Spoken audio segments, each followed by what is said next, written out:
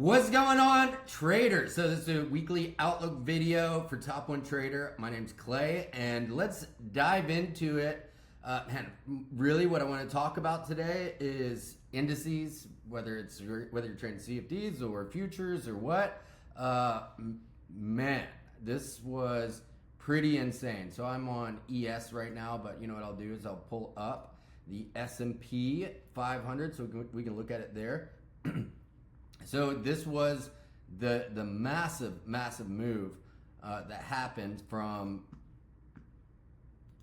2 days ago when Trump, actually it may have, so much going on it's hard to remember, but this was the announcement of the tariffs, and the markets are in a nosedive, right?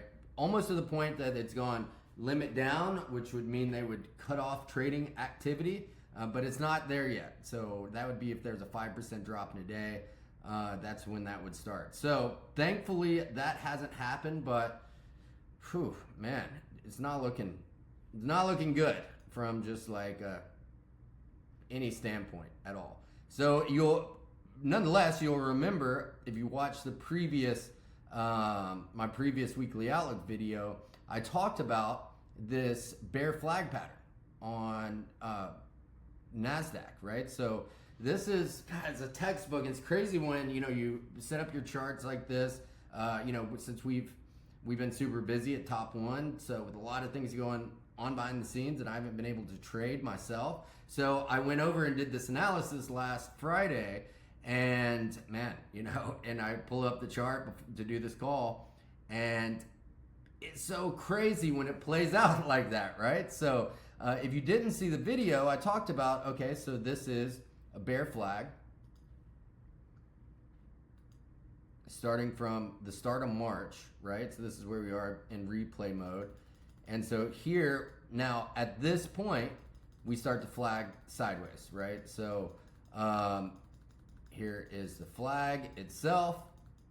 And a lot of times when you see these flags, right? So this was Friday of the March, so the 16th.